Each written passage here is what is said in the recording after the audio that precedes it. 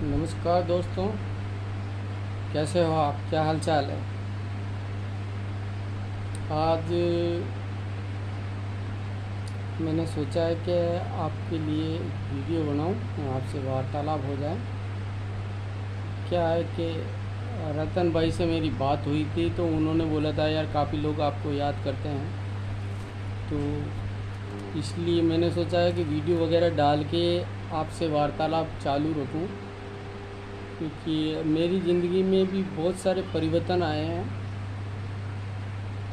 और इसकी वजह से मेरी ज़िंदगी काफ़ी चेंज हो गई है। लेकिन ठीक है, मैं काम कर रहा हूँ अभी भी अपने स्तर पर। लेकिन हाँ, परेशानियों ने मुझे चारों ओर से घेर लिया है और ये कोई नई बात नहीं है। हर विकलांग के ज़िंदगी में मतलब परेशानियाँ तो होती हैं। तो विकलांग परेशानियों के साथ ही दुनिया में आता है और जब तक वो दुनिया में रहता है तब तक परेशानियाँ उसके चारों ओर रहती है। तो ये कोई नई बात नहीं है, हर विकलांग की ज़िंदगी में परेशानियाँ हैं। मुझे अपने जो विकलांग भाइयों से बात बोलनी है कि जब विकलांग आंदोलन 2016 संघर्ष समिति आंदोलन कर रही थी, तब हमारे बहुत से विकलांग भाई वो बोल रहे थे कि भाई आप मतलब बहुत सारी उल्टी सीधी बातें बोल रहे थे और हमें रोकने की कोशिश भी कर रहे थे।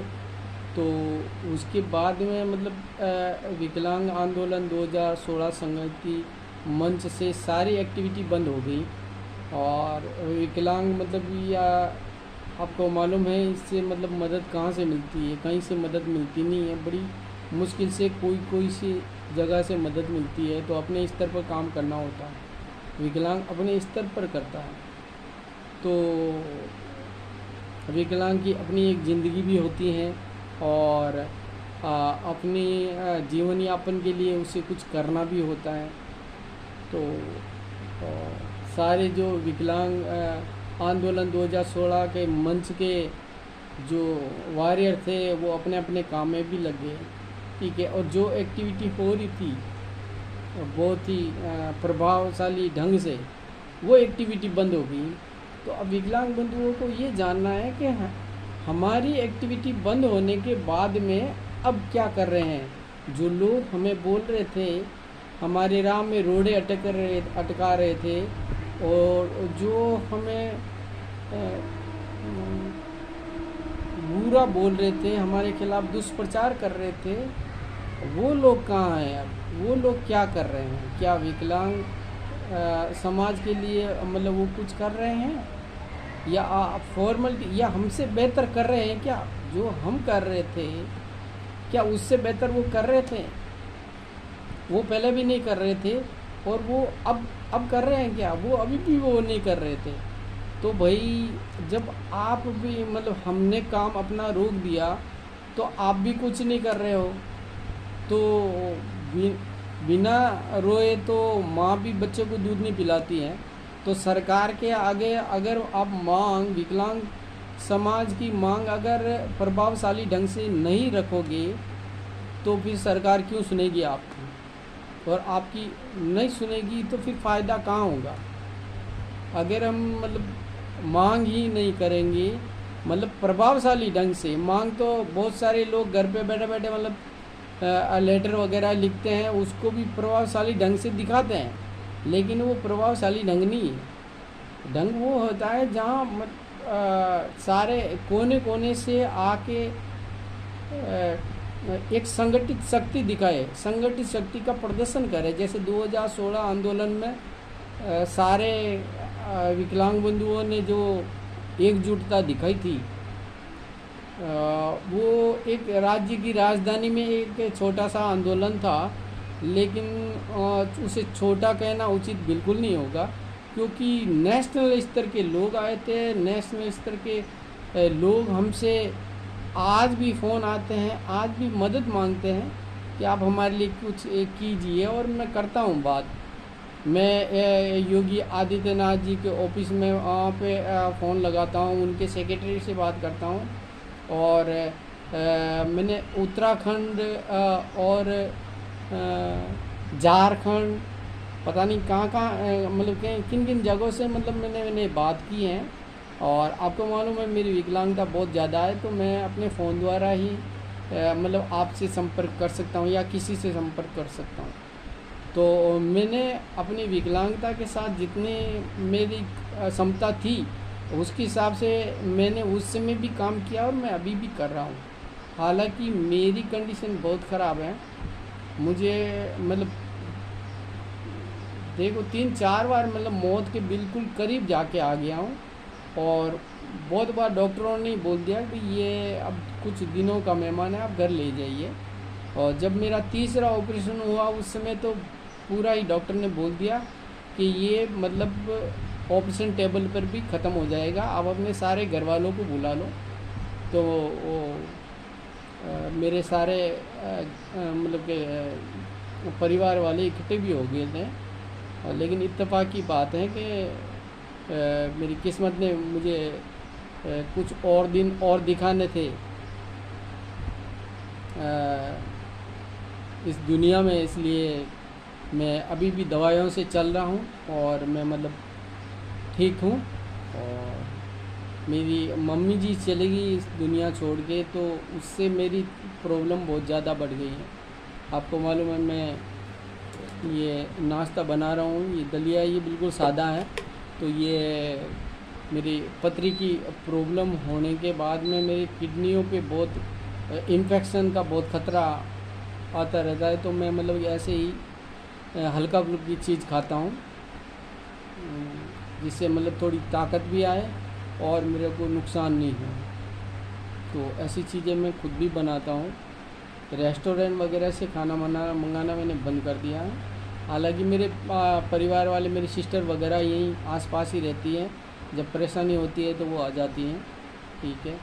और खाना भी उनके यहाँ से मतलब कि वो बनाने के लिए आते थे, लेकिन मैंने मना कर दिया। मैंने टिफ़िन सर्विस शुरू करा दी है, 5 टिफ़िन से मेरा खाना आ जाता है और मैं खुद भी बना लेता हूँ। मेरे ये इंडक्शन कुकर है, इससे मतलब मैं खाना बना लेता हूँ। मतलब सब्ज़ी, मैंने रोटी भी ट्राई की है, रोटी भी बना लेता हूँ। मैंने जो हल्के फुल्के पोया और दलिया वगैरह ऐसी चीज़ें तो बना ही लेता हूँ बड़ी आसानी से। दूसरी चीज़ें भी बना लेता हूँ। तो परेशानी हर विकलांग के जीवन में आती है, ठीक है। तो परेशानियों से हमें घबराने वाले लोग तो हम विकलांग बंधु है ही नहीं, और ना हम घबराते हैं। लेकिन संघर्ष जो हमारी ज़िंदगी में लिखा हुआ है, उस संघर्ष में विकलांग समाज से कितना सहयोग मिलता है, ये बहुत बड़ी बात है। और विकलांग समाज में जैसे 2016 आंदोलन बहुत ही प्रभावशाली एक्टिविटी थी, उसमें विकलांग समाज को मतलब हमें बहुत सहयोग मिला और बहुत सपोर्ट मिला। लेकिन कुछ प्रभावशाली विकलांग भाई थे, उनकी ओर से जो रोड़े डाले गए उन पे मतलब उनकी जो नीयत है उन पे भी शक होता है कि वो मतलब चाहते क्या थे। हम जब मांग कर रहे थे, क्या करते, विकलांग समाज के लिए कर रहे थे। और अगर धरना दिया, प्रदर्शन किया, जो भी किया, तो वो विकलांग समाज के लिए, ठीक है। और विकलांग समाज के लिए अगर कोई छोटी मोटी भी मांग के लिए अगर कोई आवाज़ उठाता है तो उसके साथ खड़ा होना हर विकलांग का फ़र्ज होता है। ये भावना हमारे अंदर 2016 आंदोलन में थी, लेकिन कुछ लोगों ने धीरे धीरे ये ख़त्म कर दी। और ये बहुत ही नकारात्मक चीज़ है कि किसी के प्रभाव में आके हम अपनी ही एक्टिविटी के ख़िलाफ़ काम करने शुरू हो जाएं। आज मतलब कुछ मैंने ऐसा सुना है कि विकलांग समाज के ख़िलाफ़ किसी ने मतलब अपशब्द वगैरह निकाले हैं, किसी नेता वगैरह ने, कोई कांग्रेस का नेता है या भाजपा का ही मालूम नहीं है। बहरहाल ये लोग आवाज़ मतलब किस लिए उठाते हैं कि हम लोगों ने जो संगठित शक्ति है उसकी जो अहमियत होती है ना, वो अहमियत हम लोग भूल चुके हैं। तो हमें संगठित शक्ति का जो फ़ायदा है वो फ़ायदा तब तक नहीं मिलेगा जब तक हम एक राय नहीं हो सकते, और जब तक हम अलग अलग दिशा में दौड़ेंगे तब तक हमें कोई भी कुछ भी कहीं भी बोल देगा। ठीक है ना। तो आप मतलब ऐसे मत सोचिए एक तो कि विकलांग समाज मतलब के कमज़ोर है। कमज़ोर तो बिल्कुल नहीं है, कमज़ोर हम ही लोग कर रहे हैं। जो हमारे अंदर कुछ ऐसे तत्व हैं जो बात को दूसरी ओर ले जाते हैं। भाई एक शक्ति के साथ कोई मांग रखते हैं ना, तो सामने वाला जो आगे चाहे किसी भी पार्टी का मेंबर हो, वो दबाव में आ जाता है जब हम एक राय एक आवाज़ में बोलते हैं। लेकिन हमारे पीछे जो हमारे प्रभावशाली विकलांग भाई हैं वो हमारे ही खिलाफ बोलना शुरू कर देंगे। तो फिर वो क्या है, वो नेता होता है, वो उसको सहयोग करना है, वो कि ठीक है तू इसको रोक तो कैसे भी करके, तो फिर वो क्या करेगा, उसमें पर्सनल अटैक करने शुरू हो जाएगा। अरे भाई हम लोग देव पुरुष नहीं, हम लोग अवतार नहीं हैं, हमारे अंदर भी कमियां हैं। तो उन कमियों की तरफ देखने से मतलब क्या मतलब, हमें तो एक आंदोलन लेके एक समाज की एक मांग लेके आगे चल रहे हैं, तो उस मांग पे ध्यान रखना चाहिए, टारगेट तो वही रखना चाहिए। तो भाई समाज के लिए वो बंदा कुछ काम कर रहा है या नहीं कर रहा है, हमें निशाना कहाँ पे लगाना है, हमें निशाना उस विकलांग भाई जो विकलांग के लिए, विकलांग समाज के लिए आवाज़ उठा रहा, उस पे अटैक नहीं करना है। यही तो हम गलत कर रहे हैं। हमें अटैक करना है सत्तासीन पर, जो सत्ता पे बैठा है, चाहे भाजपा का हो चाहे कांग्रेस का हो, हमें उस पर दबाव देना है कि भाई हमारे विकलांग समाज के लिए काम कीजिए आप। ठीक है। कुछ लोग जो पेंशन, जो विकलांग पेंशन के लिए परेशान होते हैं, वो नौकरी के बारे में बोलते हैं यार नौकरी के लिए आप क्यों करते हैं, लेकिन नौकरी भी बहुत ज़रूरी है और पेंशन भी बहुत ज़रूरी है। ये बात मतलब ये दोनों बातें करने वाले लोग हमें चाहिए। हमें एक दूसरे के लिए लड़ना होगा, तभी ऐसी भावना में पैदा करनी होगी। अगर हम अपने अपने लिए लड़ेंगे ना, तभी परेशानी खड़ी होती है। और ऐसे कुछ संस्था वाले लोग हैं, वो सिर्फ अपनी संस्था तक ही जाते हैं। ठीक है। उनकी जो सोच होती है वो संस्था तक ही होती है, वो संस्था के फ़ायदे से आगे सोच ही नहीं सकते, वो विकलांग समाज के लिए नहीं सोच सकते। काफ़ी लोग ये सोचते हैं विकलांग लोग भटकेंगे तभी तो हमारे पास आएंगे, और हमारे पास आएंगे तो फिर हम क्या है कि इनका चेहरा दिखा के लोगों से डोनेशन लेंगे। यार हम डोनेशन की जो मटेरियल बने हुए हैं ये कब तक रहेंगे, हम डोनेशन लेने की चीज़ नहीं है। हम जो समाज के दूसरे लोग हैं, दूसरे इदारे हैं, हम डोनेशन उनको दे सकते हैं, और काफ़ी विकलांग भाई देते भी हैं। हमें चाहिए रोज़गार, हमें चाहिए नौकरी। काफ़ी लोग नौकरी के अधिकार रखते हैं लेकिन उनको नौकरी मिलती नहीं है, तो उनके लिए लड़ना है ताकि विकलांग समाज मजबूत हो और फिर वो डोनेशन देने के काबिल बने। कब तक लेते रहेंगे, और लेते रहेंगे तो वो तो एक तरह से दुकानें चलती हैं। जैसे ये नारायण सेवा संस्थान वाले, मतलब इनकी स्टोरी देखिए। जो नारायण सेवा वाले जो बाबा जी हैं, वो बाबा जी ने कहाँ से शुरू की, उन्होंने एक साइकिल से शुरू की थी, समाज सेवा। ठीक है, इसको कहते हैं समाज सेवा। ठीक है, समाज सेवा साइकिल से शुरू की, और आज आप देख लीजिए कि उनके पास कौन सी गाड़ी है, वो नहीं है, कौन सी लग्जरी गाड़ी उनके नहीं है। उनका बेटा सोने की चैन पहनता है, महंगे महंगे ब्रांडेड कपड़े पहनता है। वो कहाँ से आए, क्या कारोबार है उनका, कोई कारोबार नहीं है। वो हमारे नाम पे पैसे लिए हैं, उन पैसों से अय्याशी कर रहे हैं। और हमारे जो विकलांग भाई है वो इधर उधर मारे मारे फिर रहे हैं। तो ये बात हमें ध्यान में रखनी पड़ेगी कि हमारे लिए जो लोग आवाज़ उठाते हैं, जो कार्य करते हैं, उनके साथ खड़ा रहना, उनके हौसला बढ़ाना। नहीं तो फिर क्या है, नारायण सेवा संस्थान जैसे लोग ये साइकिल से शुरू होकर पजेरो और महंगी महंगी गाड़ियों, सोनों की चेनें तक पहुंच जाएंगे, लेकिन हमारे विकलांग समाज ऐसे ही मारा मारा फिरेगा। वो ऐसे कैंप होगा, उस कैंप में बस क्या है कि थोड़ा नाश्ता बाजी करा के बस भगा देंगे तो और उनका वो काम हो जाएगा। तो इन सब चीज़ों से बाहर निकलिए और सोचिए, थोड़ा सोचिए कि कौन आपके विकलांग समाज के साथ खड़ा है और कौन विकलांग समाज को विकलांग ही बनाने की कोशिशों में तत्पर है। इसके बारे में थोड़ा ध्यान दीजिए आप।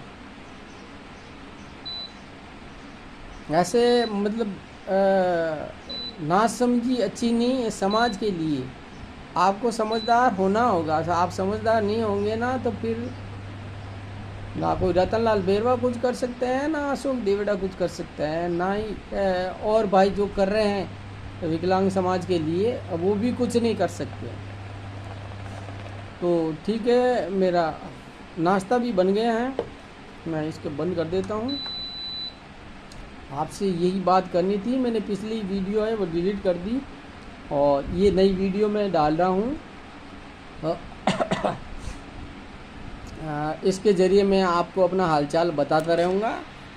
ये हालचाल मेरा ये है, देखो ये है, ये है, ऐसे बैठा रहता हूँ मैं CCTV के आगे और इस तरह कैद रहता हूँ। देख लो, मतलब मेरा भांजा है, वो अपने शहर में सभी काम पे जाते हैं तो वो काम पे चला गया और ऐसे मेरे को बंद करके जाता है। एक दरवाज़ा मेरे पीछे भी है, पीछे भी एक दरवाज़ा है, वो टिप्पन है, वो टिप्पन आता है, मेरी टिप्पन सर्विस चालू है। और हाँ, ये मेरा स्टैंड है। मेरी किडनी फेल हो गई थी तो मेरे को फ़ोन पकड़ने की भी ताकत नहीं थी, तो मैंने स्टैंड मंगाया और स्टैंड पे रख के इसमें डाल के फिर मैं बात करता था। और अब मेरी किडनियाँ सही हैं एक तो, लेकिन इन्फेक्शन बार बार हो जाता है, इसका मुझे खतरा रहता है। और ये मेरा इंडक्शन कुकर है, इस पे मतलब मैं नाश्ता वगैरह बना लेता हूँ। और मम्मी के जाने के बाद में फिर मैं घर में अकेला ही रहता हूँ। तो ये मेरी ज़िंदगी है। मेरे नंबर तो आपके पास हो गई। किसी को अगर कोई ज़रूरत हो तो आप मुझे कॉल कर देना। काफ़ी लोग कॉल करते हैं और मैं जितना हो सके मैं उनके लिए जितनी हो सके उतनी हेल्प करने की कोशिश करता हूँ। ज़्यादातर मतलब मैं फ़ोन के ज़रिए ही संपर्क कर सकता हूँ, तो आप लोग फ़ोन करते रहिए मुझे। ठीक है। जय हिंद, जय भारत, विकलांग एकता जिंदाबाद। Thank you.